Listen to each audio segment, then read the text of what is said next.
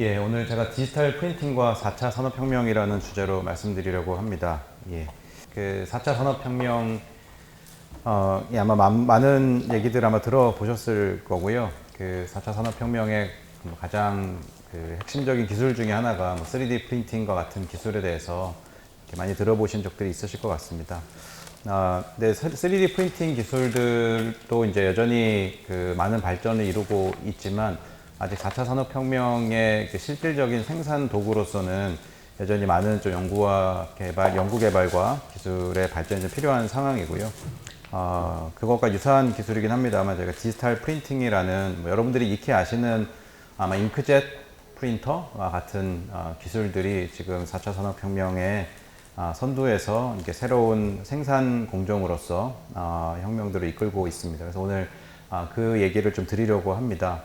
그래서 크게는 그 프린팅, 제가 말씀드리려고 한 디지털 프린팅 기술의 이제 역사와 그리고 원리들, 그리고 그게 지금 현재 저희에게 미치고 있는 여러 응용 사례들에 대해서 말씀드리려고 하고요. 그 응용 사례는 크게 이제 전자 산업에 대한 디스플레이라든지 센서와 같은 전자 산업에 대한 응용과 그리고 이제 바이오 프린팅과 같은 기술을 통해서 인공 장기를 만들고 새로운 약물을 검증해 나가는 그런 바이오의 응용들 이렇게 말씀을 드리려고 합니다. 예, 여러분들 잘 아시는 그 구텐베르그의 프린팅 머신이 1439년도에 이렇게 발명이 되었습니다. 이 머신은 뭐 잘 아시는 것처럼 이제 금속 활자로 되어진 알파벳을 안에다가 조합해서 넣고 그렇게 플레이팅을 한 다음에 거기다 잉크를 발라서 찍어내는 이제 그런 방식이죠. 실제 이제 첫 번째로 만들어진 책은 성경책이었습니다. 그 당시에 이제 뭐 정치와 어떻게 보면 종교가 하나로 이렇게 결합되어 있던 사회였기도 했고요. 실제 사람들에게 가장 필요로 했던 것이 이제 성경이었습니다. 저는 실제 이 구텐베르그 프린팅 머신으로 찍혀진 초창기 성경을 실제 이제 유럽 가서 제가 본 적이 있는데요. 정말 아름답습니다. 이게 1400년대 후반쯤에 찍혀진 거라고는 믿을 수 없을 만큼 굉장히 색감이 정말 아름답고요. 채도가 높고 여전히 그 아름다움 유지하고 있는 실제 이제 사례들도 보기도 하였는데요. 생각했던 것보다 굉장히 정교하지 않습니까? 보시는 것들도 여러 패턴들도 있고요. 다양한 색깔들도 만들 수 있는 예, 이게 이제 1400년대 후반, 1500년 초반쯤에 찍혀진 그런 이제 성경입니다. 여기 구텐베르그 이전의 유럽 사회는요, 그 책이 없었던 시대입니다. 그래서 일반 사람들이랑 책은 없었고요. 그러다 보니까 사람들이 그 illiterate population, 그래서 이제 문맹률이 이제 대부분 그러니까 글자를 읽을 수 있는 사람이 거의 없었죠. 예, 그러니까 책이 없으니까 읽을 필요도 없었고요. 그러다 보니까 모든 정보가 이제 이렇게 말에서 말로 전해지는 그런 이제 정보였습니다. 책을 읽을 수 있는 사람은 아주 소수의 엘리트들, 그 다음에 종교 지도자들만 이제 책을 읽을 수 있었고, 그러다 보니까 뭐 요즘도 그런 이슈들이 물론 있습니다. 정보의 독재화가 일어나죠. 소수의 사람들만 정보를 가지고 있는, 특히 이제 성경을 읽을 수 있는 소수의 사람들만 권력을 소유하고 있었던 이제 그런 시대였습니다. 근데 이제 어떻게 보면 정보의 독재가 권력을 가져오잖아요. 근데 정보의 독재가 풀려나게 되면은 권력이 풀려나게 되는 거죠. 그래서 1500년대까지 2천만 권의 책이 약 3만 5천 개의 토픽에 대해서 생산이 됐다고 합니다. 프린팅 기술이 개발된 이후에.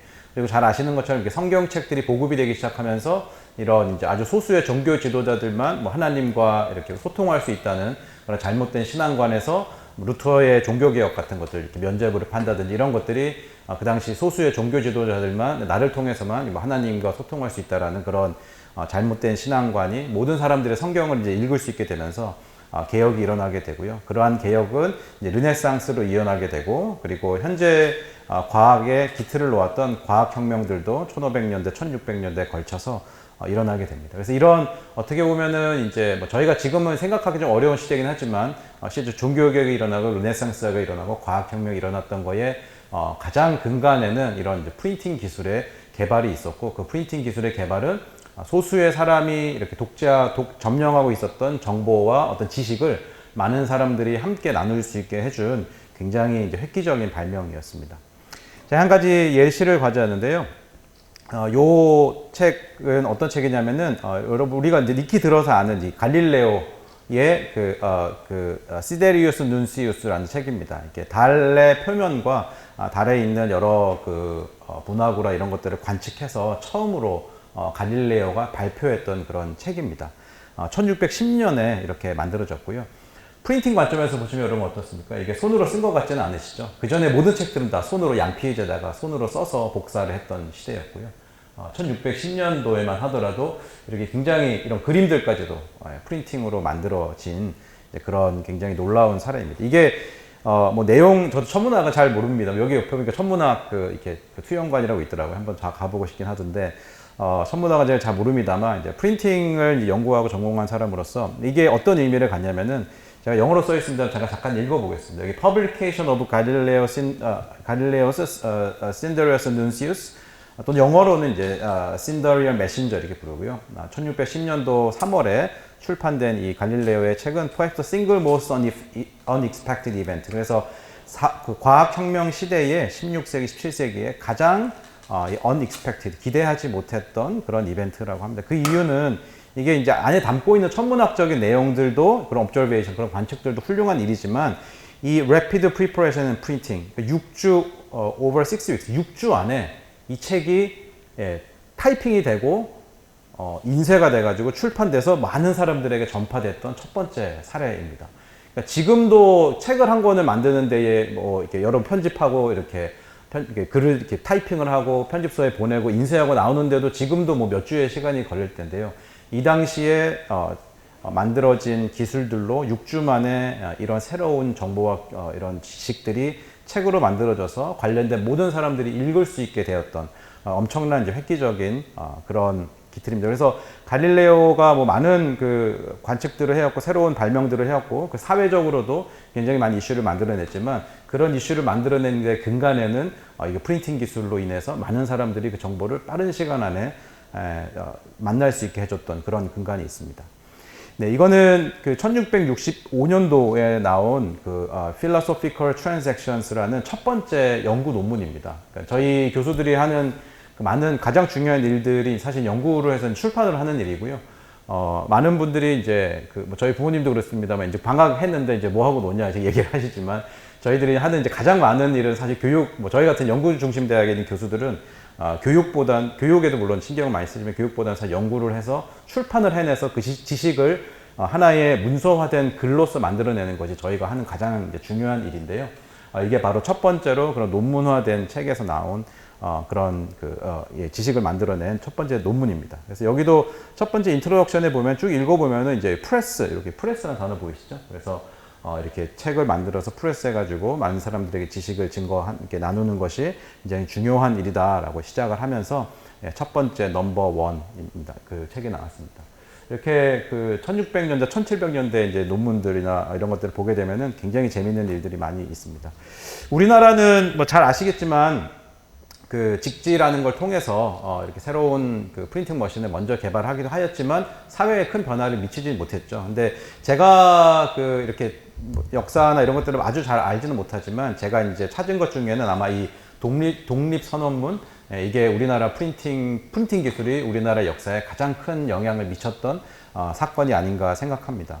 그 얼마 전 몇 년 전에 그 우리나라 3.1절 100주년 행사도 했었잖아요. 그때 이제 100주년 때 제가 여러 뭐 방송이나 다큐멘터리를 봤더니 3.1절 때 그냥 이렇게 뭐 이렇게 만세삼창 이렇게 했던 것들이 아니었고, 사람들을 모아놓고 이 독립선언서를 다 같이 한 분이 앞에서 낭독을 한 다음에 만세삼창을 하고 그다음 다 같이 이렇게 행진해서 나갔던 그런 요 포맷을 가지고 전국에서 동시에 일어났다고 하더라고요.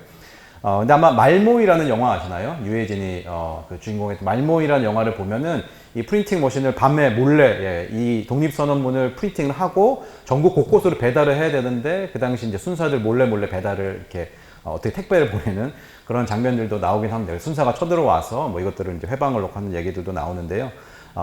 그 당시에 이제 남자들이 이것들을 인쇄를 해서 들고 가면 들키니까 고등학교 여자들에게 이거를 맡겨가지고 이제 전국 방방곡곡에 이렇게 위험한 곳에는 이렇게 보내기도 했다는 얘기들이 나오더라고요. 그래서 보면 이제 우리는 이에 우리 조선이 독립한 나라임과 조선 사람이 자주적인 민족임을 선언하노라 이렇게 나가는 독립선언문을 전국 곳곳으로 만들어 이렇게 이렇게 배포하게 된 가장 큰 근간에는 이 프린팅 머신이 있었습니다.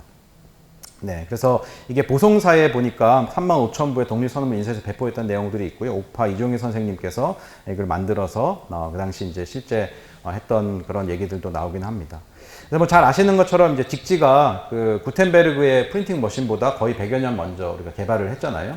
그리고 지금 저는 지금 못 가는데 50년 만에 오른쪽에 있는 게 실제 직지 프랑스 국립도서관에 있는 직지의 모습입니다. 저도 사진으로밖에는 못 봤고요. 지금 그 50년 만에 처음으로 이렇게 그 사람들이 공개해서 지금 전시를 하고 있다고 하더라고요. 그래서 4월부터 3개월간 하고 있다고 하는데 정말 가고 싶습니다만 제가 가지 못한 게 참 아쉽습니다.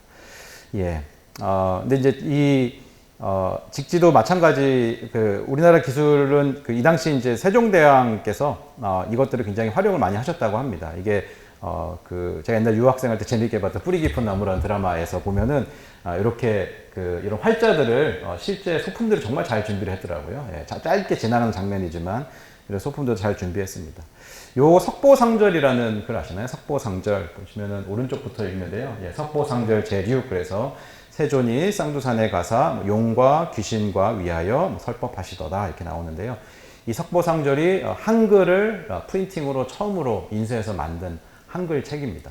그래서 아마 우리나라 한글이 세종대왕 때에 많이 전파가 되었다면은 한글은 알파벳 문자잖아요. 그래서 이 기술과 결합이 되었다면 굉장히 빠른 시간 안에 아마 우리나라가 서양보다도 더 문명적으로 앞선 나라가 될 수도 있었겠습니다만 한글도 사실 그 당시에 전파되는 데 실패하고 프린팅 기술도 같이 이렇게 묻혔던 굉장히 어떻게 보면은 이제 기술을 하는 사람으로서는 이제 안타까운 시간이 아닐 수 없습니다.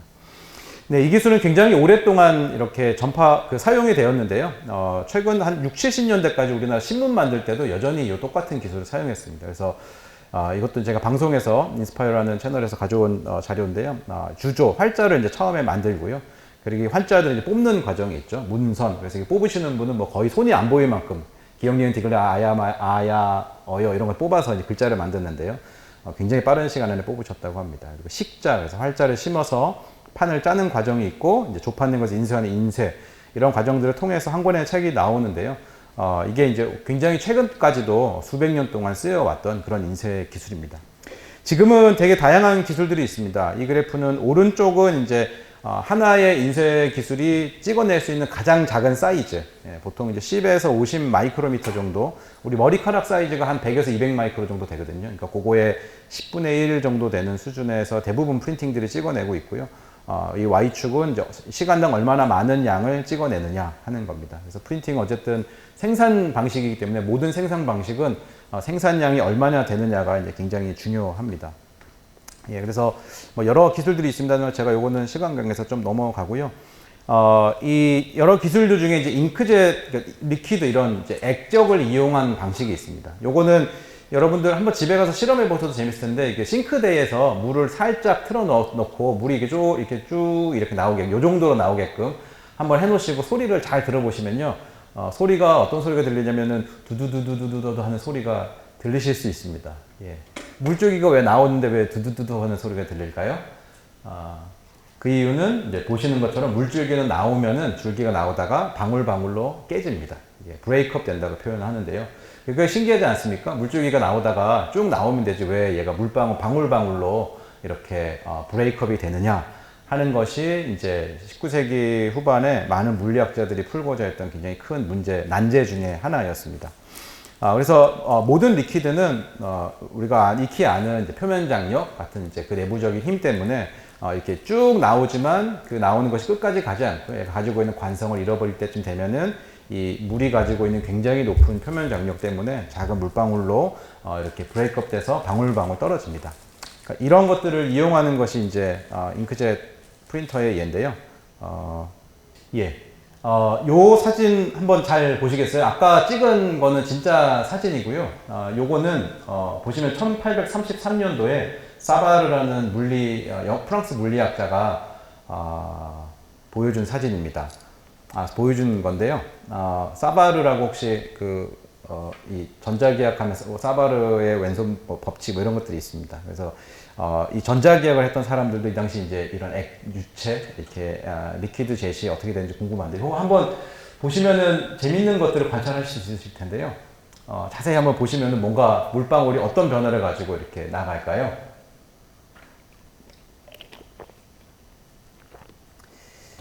예. 인터랙티브한 강의가 아니다 보니까 제가 말씀을 드리겠습니다. 첫 번째는 굉장히 사진일까요? 1833년도입니다. 예, 사진기가 발명되지 않았을 때죠. 예, 손으로 그린 겁니다. 예, 손으로 그린 겁니다. 물방울 이렇게 나가는 거 이렇게 보시면 눈으로 보기 굉장히 힘듭니다. 어떻게 눈으로 보고 그랬는지 모르겠지만 정말 매의 눈으로 불을 껐다 켰다 하면서 봤는지 모르겠습니다만 눈으로 보면서 그랬습니다. 두 번째는 이 안에는 액정을 자세히 보시면은 이렇게 팬케이크처럼 됐다가 이렇게 오실레이션 이렇게 흔들리는 걸 보실 수 있으십니다. 옆으로 퍼졌다가 위로 퍼졌다가 옆으로 퍼졌다가 위로 퍼졌다가 네 그런 식으로 가면서 얘가 이렇게 물방울이 브레이크업을 합니다. 그래서 전자기학을 푸는 수학적 도구는 다 그 뭐 사인 웨이브, 코사인 웨이브 이런 삼각함수로 풀게 되는데요. 여기 있는 웨이브도 저 컨투어를 이렇게 끝으로 이렇게 쭉 따라가시면은 눈으로 보면 얘가 이제 웨이브로 보이죠. 그래서 이때 물리학자들이 이 현상들을 다 그런 이제 웨이브 티오리 같은 그 삼각함수 이론들을 가지고 다 풀었던 이제 그런 사례들이 있습니다. 예. 그래서 쭉 나오는 방울방울 된 거를 지금 이제 사용하는기도 하는데요. 이거는 이제 컨티뉴어스 잉크젯 프린터라는 건데 여러분들 아마 뭐 이런 물 같은 거 사서 보시면은 오른쪽에 보시는 것처럼 이런 뭐 이게 사람 이름이나 날짜 같은 거 찍혀 있는 거 있잖아요. 이게 지금 요 방식으로 찍히고 있습니다. 그래서 쭉 나오는 잉크가 방울방울 나오고 그 방울방울을 이제 대전을 시킨 다음에 이렇게 전압을 가하게 되면은 이제 방향이 움직이기도 하고 직접 가기도 하고 이렇게 이제 온오프 형식으로 합니다. 이런 방식으로 글자를 찍어내기도 합니다. 네, 그런 기술들이 이제 가다가 1986년도에 굉장히 새로운 기술을 하나 만나게 됩니다. 바로 이제 잉크젯 프린터인데요. 네, 이거는 아인슈타인 모습이 그려져 있죠.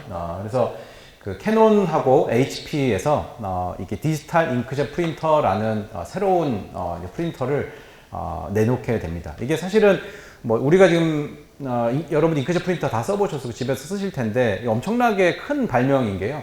그 당시만 해도 이제 뭔가 지식을 문서화된 형태로 책의 형태로 인쇄를 하려고 그러면은 그 인쇄소에 가야 됐잖아요. 인쇄소 가까이 있지 않은 굉장히 큰 인쇄소에 가야 됐고 학자나 뭐 이런 글을 쓰는 사람들만 이제 뭔가 문서화된 형태로 만들어낼 수 있었다면은 그 인쇄소를 집 안으로 들여온 거거든요. 들여와서 집에서도 누구나 내가 원하는 것들을 문서의 형태로 뽑아내게 해주는 어떻게 보면은 굉장히 엄청난 발명이죠.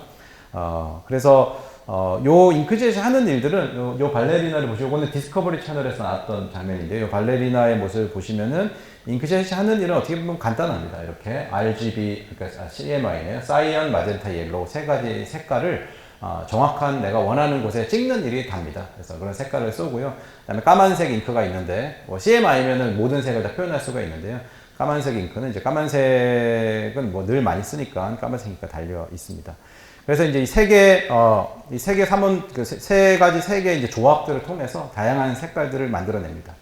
근데 여기서 이제 한 가지 궁금한 점이 있죠. 이렇게 세 가지 색을 이런 식으로 점을 찍어가지고 다양한 그림도 그려내고 한다는 것도 되게 새로운 아이디어 아닐까요? 굉장히.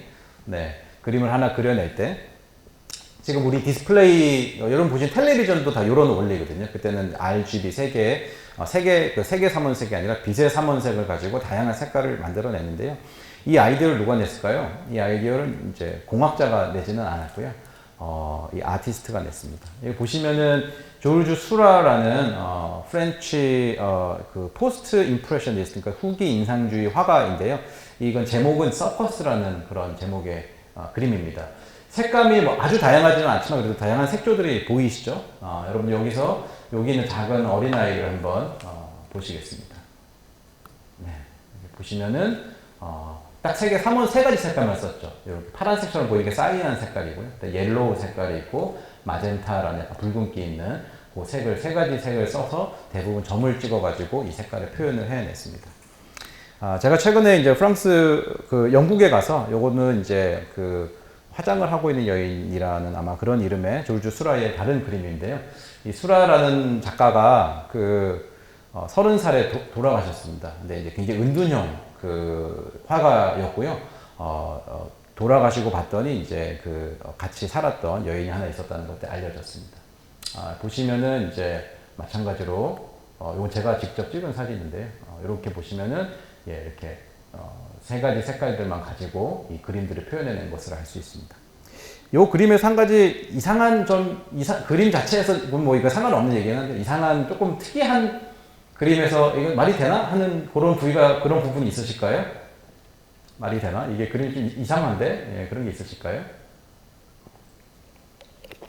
여성의 그 좌측 위에 보시면은 창문이 조그맣게 있는데 저기에 저런 게 일단 좀 구도적으로 이상하지 않으세요? 그렇죠. 그래서 이 은둔형 화가였는데요. 본인의 초상화도 하나도 남겨놓지 않은 그런 화가였습니다.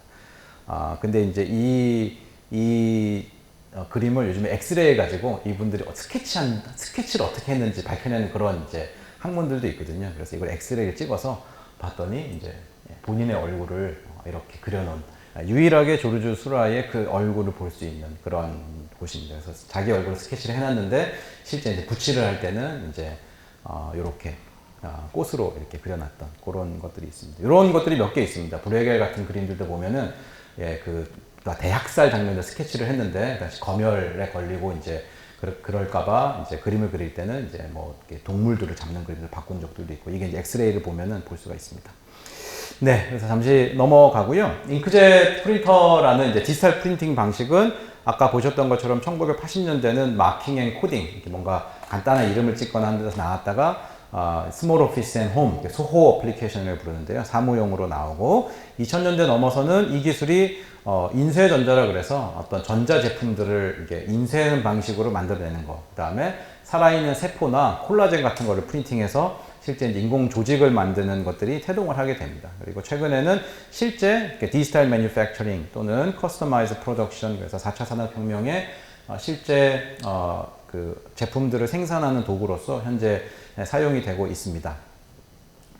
네, 요거는 그 한 몇 년 전에 그 탑 20 잉크젯 페이턴트 퍼블리셔입니다. 얼마나 많은 회사들이 페이턴트를 냈냐 보시면은 뭐 1위가 이제 뭐 앱슨, HP, 캐논 이런 회사들이 있는데요. 한국 회사는 하나도 없습니다. 우리나라는 삼성에서 이제 프린팅 사업을 했었습니다. 박종호 부사장, 그 당시 이제 제가 삼성을 잠깐 다녔었는데요. 그 당시 이제 부사장님이셨는데 2001년도에 이분이 어떤 얘기를 하셨냐면 이제 프린터는 더 이상 주변 기기가 아닙니다. 삼성전자는 프린팅 사업을 차세대 성장 엔진으로 삼고 주력하겠다 얘기를 했고 2005년도에 늦어도 2, 3년에 획기적인 프린터를 선보일 자신이 있습니다. 이렇게 얘기를 하기도 했습니다. 이제 그때 저 획기적인 프린터를 만들던 팀에서 제가 일을 했었는데요. 획기적인 프린터를 보이는데 실패했습니다. 그래서 요건 캐논, 요건 HP 같은 이제 그 헤드들인데요. 삼성이 굉장히 한 10여 년 넘게 잉크젯 프린터의 가장 중요한 카트리지라고 여러분들 부르시는, 저희 이제 프린트 헤드라고 부르는데, 그거를 개발하다가 실패했습니다. 예, 요 하나를 개발하지 못했습니다. 여러분들이 쓰셨던 삼성 프린터는 껍데기랑 급지장치랑 메인보드, 이런 거 삼성이 만들고요. 가장 중요한 잉크가 나오는 잉크젯 그 카트리지는 HP에서 이제 사다가 달아가지고 이제 팔았고요. HP가 이제 팔라고 허락해 주는 데만 할 수 있었습니다. 그래서 뭐 미국 마켓, 유럽에는 못 팔고요. 국내랑 뭐 브라질이랑 이런 약한 마켓들만 파는. 삼성이 그때 2000년대 후반까지도 굉장히 조금 OEM 사업을, 프린트는 OEM 사업을 하청 일을 여전히 이제 하고 있었을 때였고요. 결국에는 2017년도에 이건 HP Complete Acquisition of Samsung Electronics Printer Business. 그래서 2017년도에 삼성은 1조 원의 이 모든 사업을 이제 HP에 팔아서 넘깁니다. 그래서 삼성이 가지고 있던 모든 생산 라인, 마케팅, 해외 연구소, 국내 연구소, 개발자들, 모든 사람들을 다 이렇게 HP에 이제 팔았고요. 여러분들 지금 삼성 프린터 보시잖아요. 그 삼성이 만드는 게 아닙니다. 삼성 르노 자동차처럼, 삼성 르노 자동차, 삼성과 아무 상관없는 거 아시죠? 이름만 빌려서 하는 것처럼 여러분들이 보시는 삼성 프린터는 HP에서 만들고 있고요. 국내에서는 삼성 마크만 붙여서 팔고 있습니다. 그래서 뭐 우리나라가 자동차 엔진도 만들고 뭐 요즘 누리호도 만들어서 우리 기술로 만들고 뭐 전투기도 만들고 뭐 반도체도 만들고 많은 걸 만들지만 요 10만 원짜리 잉크젯 프린터 만드는 기술 우리나라에 없습니다. 너무 아쉽죠. 그래서 그 500년, 600년 전에 그 직지를 처음으로 발명했던 나라의 후예들인데 여전히 뭐 3D 프린팅 기술도 마찬가지고 우리나라의 원천 기술은 어떻게 보면 하나도 없다고 할 만큼 굉장히 기술력이 굉장히 부족한 그런 안타까운 현실을 저희들 가지고 있습니다. 그래서 지금 이 HP는 이렇게 보시면요, 요거 뭐 많이 보셨던 그림일 텐데 1700년, 1800년대에 이제 첫 번째 인더스트리얼 레볼루션 증기 기관으로 했고요. 두 번째 1800년대부터 1960년대까지 대량 생산, 포드 자동차 생산하는 거고요. 세 번째는 이제 오토메이션, 그래서 뭐 IT랑 이런 걸 통해서 자동화, 3차 산업혁명, 이제 4차 산업혁명에 뭐 3D 프린팅, 디지털 매뉴팩처링 뭐 이런 애들이 나오는데, 요 그림은 뭐 물론 여러 회사 만들었지만 지금 이 그림은 HP에서 얘기를 하고 있는 그림입니다. 이게 재밌는 게 어제까지 인쇄소 해서 프린팅해서 인쇄소 일을 하던 회사가 갑자기 오늘 이제 우리는 세상의 모든 제품을 다 만들어서 팔 거야 하고 외치고 있는 것과 다름이 없는 거죠. 우리나라는 이렇게 할 수 있는 기술력이 굉장히 부족하다고 말씀을 드릴 수 있겠습니다. 예, 그래서 지금 HP는 이렇게 unlock the full potential of large scale additive manufacturing, 그래서 대량 적층형 생산의 뭐 풀 포텐셜을 이제 열 거다 이렇게만 얘기를 하면서 많은 사업들을 진행을 하고 있습니다. 네, 여긴 제가 좀 넘어가고요. 그 프린팅 시간들이 좀 가서 제가 잉크젯 기술은 이렇게 잉크를 만드는 기술이 있고요. 그 다음에 이제 잉크의 작은 제팅을 만들어내는 그런 장치들이 있고, 그 다음에 여기 파란색 보시는 것처럼 제가 드롭 포메이션 하는데 잉크젯 드랍을 만들어내는 포메이션 하는 과정, 그 다음에 하나의 드랍이 날아가면은 이제 기판이나 종이 같은데 땅 충돌을 하겠죠. 그런 과정. 그 다음에 그런 드롭들이 모여서 라인을 형성하고 필름을 형성하고 그 다음에 이제 건조되는 그런 과정들로 되어져 있습니다.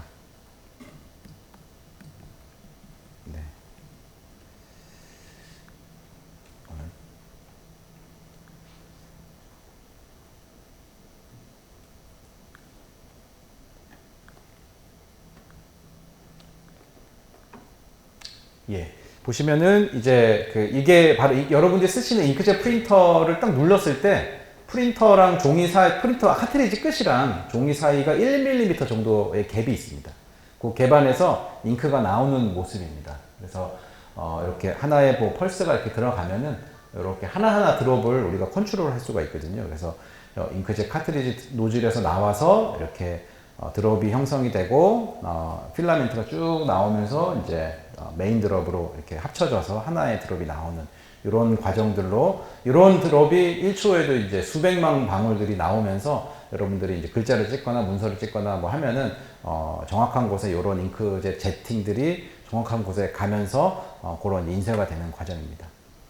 하나의 또 중요한 프로세스가 이제 건조인데요. 잉크 이베포레이션. 여러분들 커피를 하나 똑 떨어뜨리면 우리가 커피 링 효과라 그래서 커피를 딱 떨어뜨리면은 커피 이렇게 끝으로 막 이렇게 엣지 쪽으로 이렇게 링 같은 게 형성되는 거 보신 적이 있으신지 모르겠습니다. 이제 여기 아마 어머니들이 많이 계신 닦으시다 보면은 뭐 이렇게 흘린 자국들을 보면 이렇게 자국이 이렇게 남잖아요. 이게 전체가 남는 게 아니라 엣지 쪽으로, 가 쪽으로 이렇게 남는 것들을 볼 수 있는데요. 이거는 그 안에 있는 이제 커피 파티클들이 이게 마르면서 다 이렇게 그 끝 쪽으로 이동하기 때문에 생기는 현상이거든요. 그래서 또 많은 이제 물리학자들이나 이제 기초 연구를 하시는 분들이 이런 일이 왜 일어날까 이런 연구들도 많이 했습니다. 근데 실질적으로는 이게 산업에서도 굉장히 중요한데요. 제가 이따가 말씀드리겠지만 그 프린팅을 통해서 이런 이제 실제 우리 TV나 모니터를 만들고 있습니다. 모니터를 만드는데요. 이렇게 건조가 다 되고 나서 만들어지는 작은 막이 생기는데 그 막이 이렇게 유니폼하게 형성돼야지 빛이 골고루 날 거잖아요. 근데 만약에 그 막에 있는 물질들이 다 이렇게 엣지 쪽으로 이동하면은 엣지 쪽에서만 빛이 나고 가운데 빛이 들나겠죠. 이제 그러면은 이제 그게 불량이 되거든요. 그래서 디스플레이 회사들이 어떻게 하면은 건조가 끝난 다음에 내가 쏜 물질들이 이렇게 유니폼하게 잘 막을 형성할까 하는 것이 굉장히 큰 이제 최근에 연구하고 있는 큰 주제들 중에 하나입니다. 이렇게 건조하는 데서도 되게 다양한 재미있는 현상들이 나타나는데요. 물방울 하나가 이렇게 있잖아요. 물방울 하나가 있는데 어떨 때는 요 모양을 그대로 유지하면서 이렇게 슈링킹 되면서 건조가 되기도 하고요. 어떨 때는 이 컨택된 요 부분들은 그대로 있고 저 위에서 요런 쭉 아래쪽으로 이렇게 건조되면서 건조가 되기도 하고요. 어떨 때는 얘가 동시에 이렇게 일어나면서 막 움직이면서 건조가 되기도 합니다. 그래서 그런 걸 제가 하나 보여드릴 텐데요. 여기 보시면은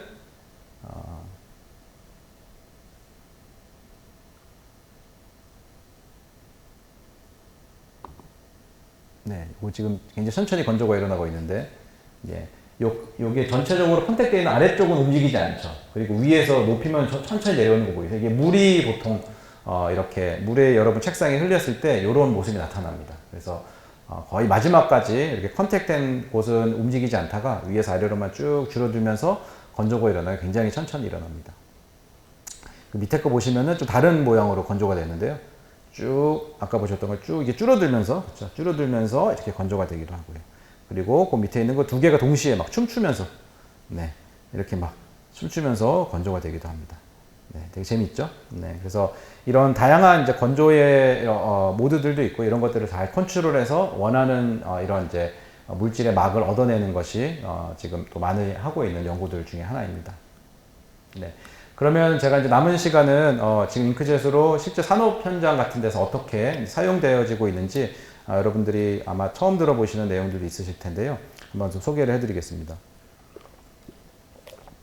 우리 디스플레이 여러분들 그 TV나 모니터를 보셔서 가까이 이렇게 가서 보시면은 눈으로도 보실 수 있는데요. 이렇게 레드, 그린, 블루 세 가지 색깔의 이렇게 점들이 막 빼곡히 있는 걸 보실 수 있습니다. 그래서 우리가 TV로 뭐 다양한 뭐 색깔들을 보지만 그 색깔들이 이 안에 낼 수 있는 게 다 있는 건 아니고요. 빛의 그 삼원색을 가지고 색을 봅니다. 우리 눈이 이제 이 해상도가 낮기 때문에 그런 그 똑같은 원 안에 빨간색 10개, 그 다음에 뭐 블루가 10개 들어있으면은 어떤 색이 나올까요? 옐로우, 노란색이, 우리 눈에 노란색이 보입니다. 그런 식의 이제 착시 현상들을 이용해서 색을 만들어내는데요.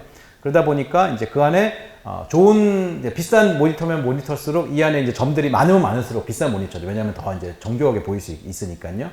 그래서 이 안에 이제 빛을 내는 빨간색, 초록색, 파란색 물질들이 있습니다. 그 물질들을 과거에는 되게 복잡한 반도체 과정들을 통해서 만들었는데 지금은 이 물질들을 잉크젯 프린터를 이용해서 요 부분에 잉크젯 빨간색 5방울, 파란색 5방울, 초록색 5방울 이렇게 해서 계속 프린팅을 하면서 이제 생산을 해내고 있습니다. 그래서 이게 지금 삼성에서 팔고 있는 이제 QD OLED 이런 구조, 퀀텀 닷 디스플레이 이런 거 들어보셨죠? 그래서 이게 원리가 어떻게 되냐면은 요 아래쪽에는 파란색을 내는 빛의 발광층이 있고요. 요 위쪽에는 이 컬러 필터라 그래서 퀀텀 닷 재료가 파란색이 들어오면 빨간색을 내게 하는 재료가 있고요. 파란색이 들어오면 초록색을 내주는 재료가 있습니다. 그래서 이런 재료들을 위에다 얹으면은 밑에는 파란색이지만 나갈 때는 빨간색, 얘는 초록색 이런 색깔들이 만들어지거든요. 그래서 여기 나오는 퀀텀 닷 재료들은 이렇게 그 잉크 형태로 되어 있습니다. 어떤 리퀴드 안에, 용액 안에 담겨 있는 파티클들인데 그것들을 이제 잉크젯 프린팅으로 이렇게 프린팅하는 개념들입니다. LG는 이제 주로 OLED라고 여러분들 아시는 유기 발광 다이오드를 만드는데 마찬가지로 그런 이제 빨간, 초록, 파란색 내는 그런 유기 발광 재료들을 이렇게 프린팅해서 만들어내고 있기도 합니다. 그래서 이거는 우리나라에서 처음 만들었던 것들은 아니고요. 이 파나소닉에서 10년 전에 처음으로 가장 세상에서 컸던 4D OLED를 CES 라스베가스 인스트루에서 발표를 하기도 했습니다. 여기 보면 Created by 프린팅 테크놀로지 이렇게 되어져 있는데요. 근데 실제 이제 일본은 상용화 하는데 실패했습니다. 실패했고 작년에 이제 삼성전자에서 Real Journey of QD Display 그래서 이제 잉크젯 프린팅으로 만든 디스플레이를 처음으로 이렇게 공개하기도 하였습니다. 예, 이런 프린팅 기술을 이용하면 이제 반도체도 만들 수 있는데요. 반도체가 보통 어떤 구조로 되어 있냐면은 이렇게 하나 3개의 메탈이 있습니다. 소스, 드레인, 게이트라고 하는 메탈이 있고요. 거기에 실제 반도체 물질을 프린팅하고 절연체 물질을 이렇게 올리면은 이게 하나의 이제 반도체 구조인데요. 이런 반도체 물질들을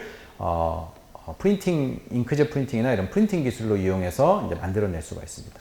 근데 어떤 장점이 있냐면은 우리가 삼성전자에서 만드는 반도체는 굉장히 이제 고온이 동반이 되고 또 굉장히 이제 그 케미컬이 톡식한 재료들도 많이 씁니다. 그래서 아주 작게 만드는 데는 굉장히 좋지만 굉장히 딱딱한 기판에 밖에 만들 수 없는 단점이 있고요. 프린팅 기술을 이용하면은 굉장히 저온에서 다양한 재료들을 쓸 수 있기 때문에 이렇게 몸에 붙일 수 있는 이런 이제 바이오 재료들과 같은 기판 위에다가 이런 센서들을 만들 수도 있습니다. 예, 그리고 뭐 이렇게 뇌의 신호를 측정할 수 있는 뭐 그런 센서들도 만들 수가 있고요. 네, 그런 이제 다양한 어플리케이션들을 만들어낼 수가 있습니다. 예, 제가 이거를 그 실제 만드는 것들을 영상으로 이제 찍어 가지고요. 영상으로 찍어서 네, 쭉 방법에 대해 배워보겠습니다. 첫 번째, 했는데 플렉시블 디바이스 제작을 위해 유연한 125 시간이 마이크로 두께의 플라스틱 기판을 준비합니다. 제가 간단하게만 넘어가도록 하겠습니다. 제작을 위해 플라스틱 기판을 딱딱한 캐리어 기판 위에 부착합니다. 마지막으로 양면 테이프가 부착된 캐리어 기판에 플렉시블 플라스틱 기판을 부착합니다. 이 과정에서도 기포가 발생하지 않도록 조심스럽게 붙여줍니다. 그래서 이제 플렉서블한 이런 기판들을 준비하고요. 그 다음에 그러면 증착 챔버를 열어 캐리어가 있습니다. 필름을 떼어내면 우리가 원하는 플렉시블 기판을 얻을 수 있습니다. 네, 이런 어떤 페릴린이라는 재료를 이용해서 굉장히 초박막에 이제 기판들을 만들어냅니다. 그리고 이제 그런 기판들을 이용해서 이제 인쇄를 하기 시작하는 거죠. 인쇄를 시작합니다.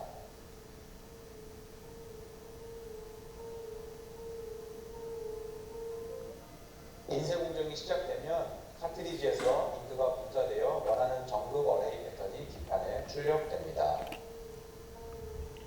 능동 매트리스 어레이 제작 두 번째 과정인 노즐 인쇄 공정입니다. 기판에 출력됩니다.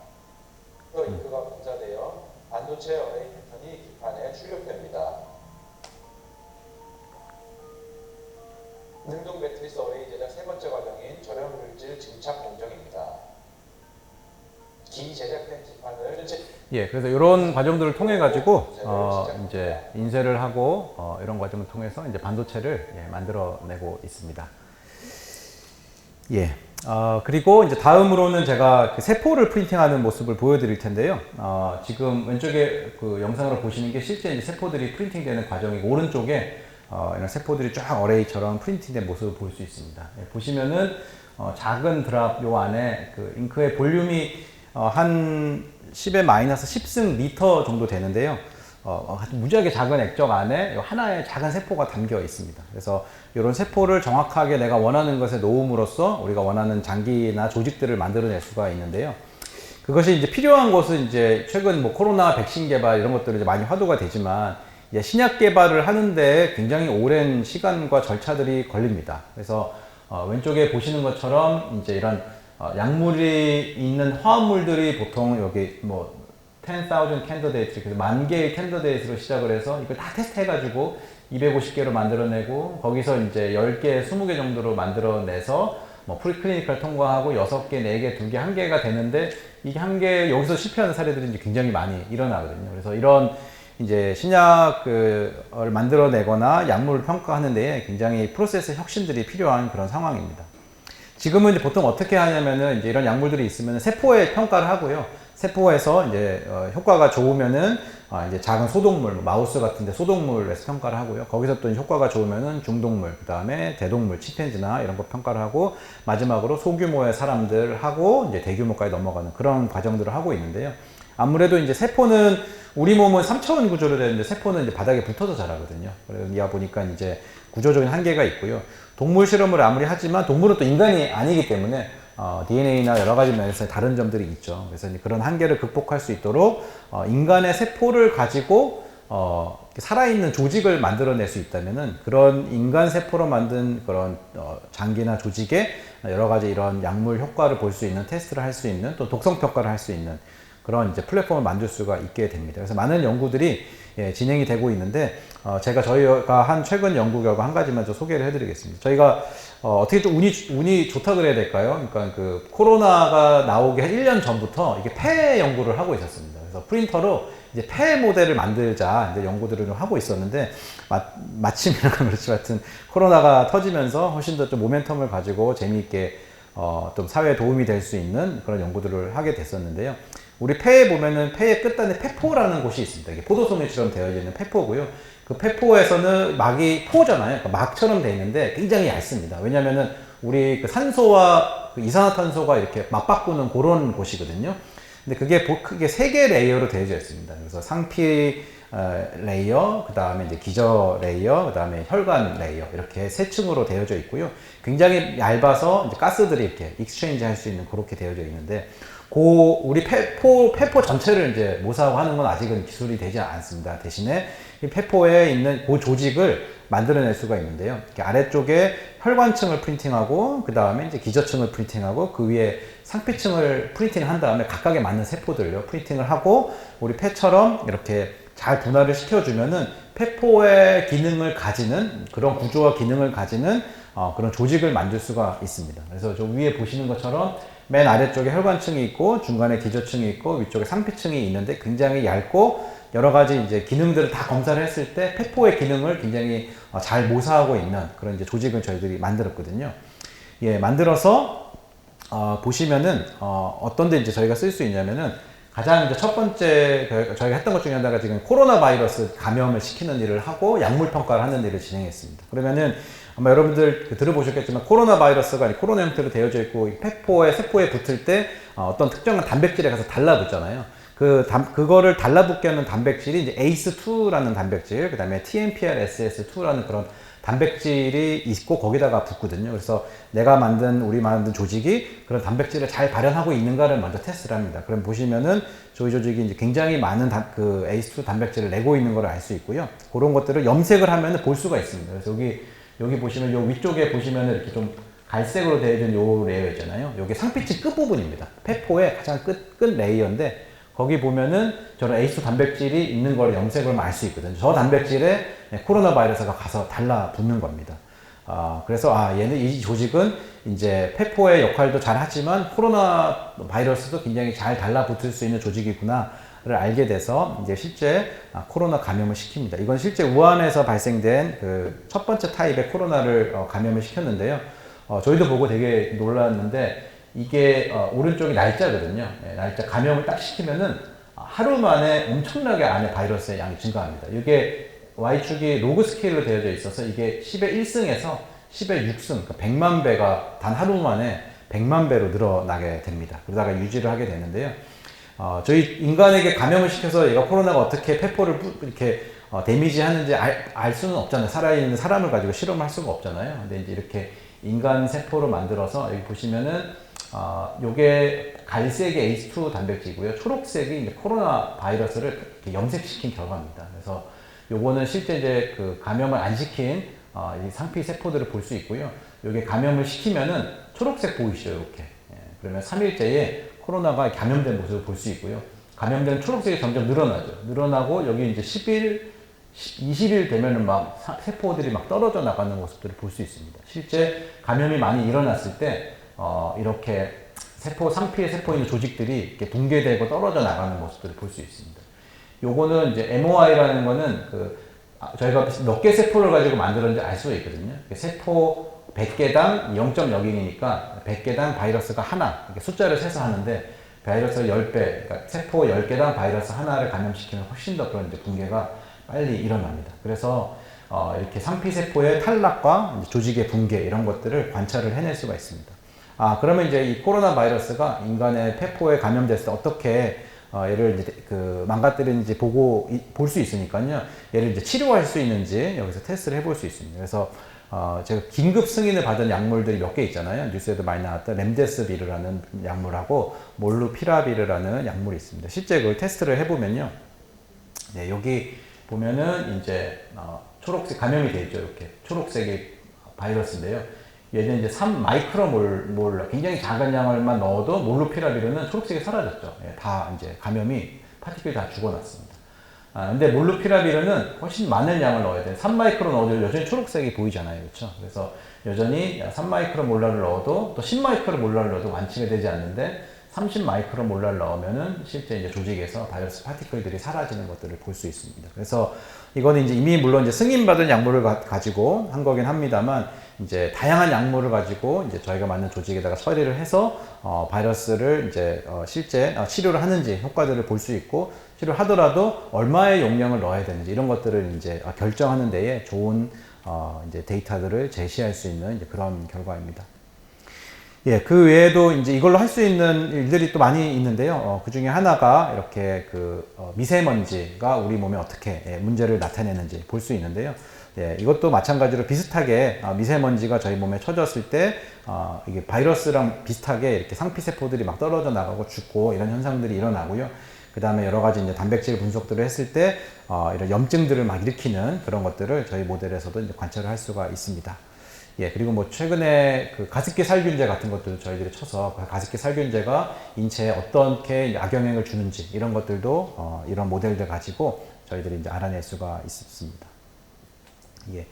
그래서 이 기술에 이제 앞으로 만날 수 있는 이 기술이 보여줄 수 있는 미래는 바로 이런 겁니다. 지금은 예를 들어 이제 제가 암에 걸리고 또 여러분들 누군가 똑같은 암에 걸렸다고 하면은 아마 저나 여러분이나 이제 병원에 가면은 처음에 똑같은 약을 쓰게 될 겁니다. 약을 한번 써보고 용량을 쳐보고 이제 잘 들으면은 그 약을 계속 쓰고 듣지 않으면 약물을 바꿔가고 이런 형태로 하잖아요. 이제 그거에 one treatment fits all, 그래서 한 가지 그 방식으로 모든 사람을 이렇게 치료한다라는 개념으로 현재는 이제 그런 방식으로 좀 많이 하고 있는 편인데, 미래에는 모든 게 이제 퍼스널라이즈드, 이제 개인화가 되는 거죠. 그래서 제 암과 여러분들이 만약에 암에 걸렸다면 그것들을 이제 분석을 하고 그 제 세포를 가지고 제 조직에 만약 위암이다, 그럼 위 조직을 제가 밖에서 만들 수가 있겠죠. 만든 다음에 다양한 약물들을 밖에서 테스트를 다 해보고 가장 나에게 잘 듣는 약을 저희가 처방을 해주는 그런 이제 그 퍼스널라이즈드 메디슨과 같은 그런 방식들이 지금 현재 아직은 조금 갈 길이 멉니다만 뭐 의사 선생님도 그렇고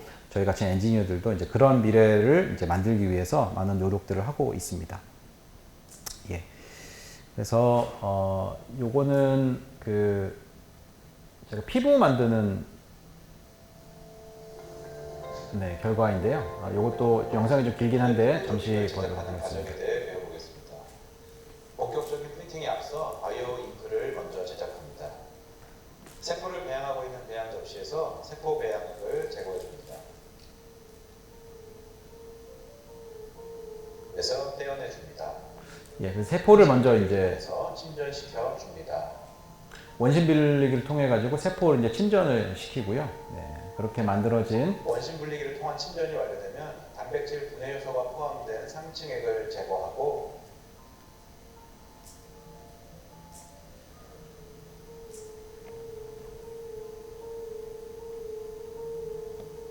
침전된 세포에 새로운 배양액을 첨가해서 세포 현탁액을 만들어 줍니다. 네, 그래서 이런 방식으로 이제 그 잉크를 만들어내고요. 이용해 분사해 줍니다. 네. 프린팅을 위해 콜라겐 용액을 시린지로 옮겨줍니다.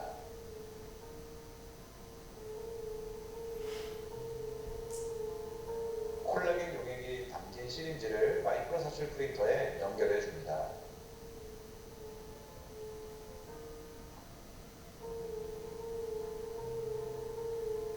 콜라겐 용액을 자동으로 토출합니다.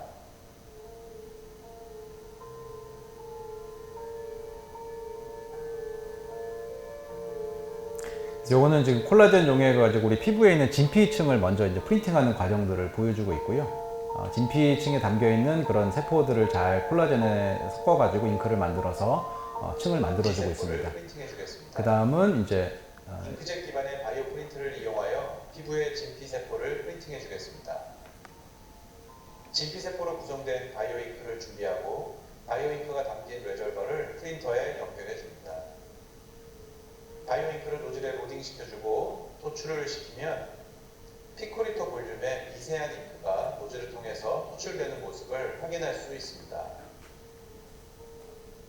프린터의 세팅을 마쳤으면 프린팅하고자 하는 패턴의 코드를 프린터 프로그램에 넣어주고 미리 만들어둔 콜라겐 베드를 스테이지에 올려 세포 담지 잉크를 미세하고 균일하게 프린팅합니다.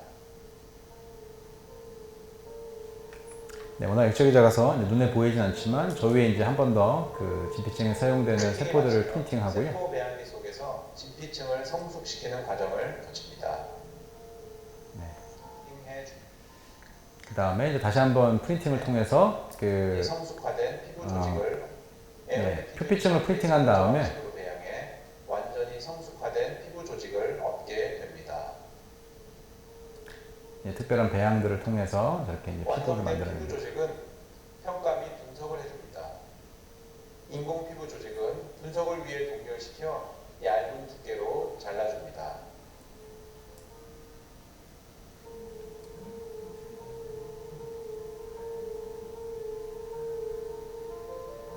여러분 병원에 가시면 예를 조직 검사 한다고 하잖아요. 저게 지금 조직 검사하는 과정입니다. 그래서 조직을 떼어내서 동결 건조를 시킨 다음에 굉장히 얇게 잘라주고 저기다가 이제 염색을 해서 알려진 조직은 조직학적 염색법이나 형광 염색법을 통하여 염색 후에 현미경을 통해 관찰하여 분석하게 됩니다. 저렇게 이제 피부의 형태를 가진 이제 조직들이 나오는 것을 알 수 있습니다. 제작된 인공 피부의 경우 동물에게 이식하여 상처 치료 효과나 체내로의 이식 효율 등을 평가해 줍니다. 네, 조금 징그럽습니다.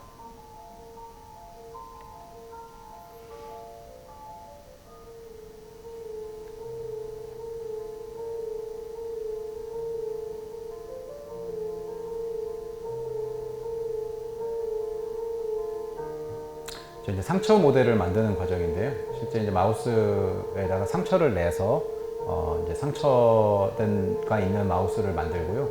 저기 이제 치료되는 과정들을 이제 연구하고 실험하기 위한 이제 준비 과정입니다. 네, 이렇게 해서 상처를 내고요.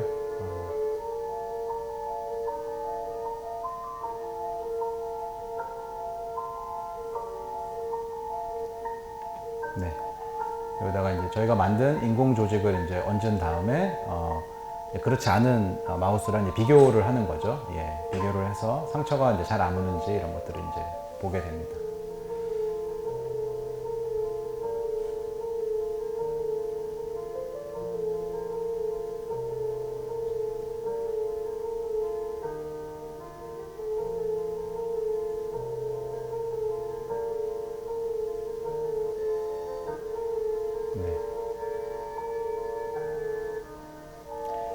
네, 여기까지 드렸습니다. 되게 징그러우시죠? 예, 그래서 지금 화장품 업계에서는 이제 저런 동물 실험하는 게 금지가 됐습니다. 유럽에서 2013년도쯤에 아마 금지가 됐고요. 우리나라도 이제 2017, 18년도쯤에 이제 금지가 됐습니다. 그래서 화장품 같은 경우는 이제 예를 들어 눈에 들어가면 안 되잖아요. 그래서 눈 평가 같은 걸 할 때 이제 토끼를 이제 이런 키를 씌워서 토끼 눈에다가 화장품을 다 발라서 이제 검사를 하기도 하고요. 이제 마우스처럼 마우스에다가 다 테스트 실험도 하긴 했었는데 지금은 이제 그런 것들이 다 금지가 돼서 실제 화장품 실험을 할 때는 저런 이제 인공 피부를 만들어서 실제 이제 인체 유해성을 보는 것들은 산업에서 현재 사용이 되어지고 있습니다. 예, 그래서 제가 1시간여 동안 이렇게 여러 가지 말씀을 드렸는데요. 그 프린팅의 이제 역사를 좀 말씀을 드렸고, 그리고 안타깝게도 우리나라에는 이제 프린팅의 원천 기술이나 그런 기술들이 굉장히 이제 부족하고 어려움이 많았다는 거. 네, 그리고 삼성 같은 굉장히 큰 기업도 굉장히 성공한 사례들을 우리가 늘 듣고 있지만 그 안에 이제 10여 년, 15년 동안 천문학적인 돈과 인력을 투입했지만 이제 기술이 실패했던 그런 사례들이 있는데 이제 잉크젯 프린터 카트리지가 대표적인 그런 사례 중에 하나라는 것들을 말씀을 드렸고요.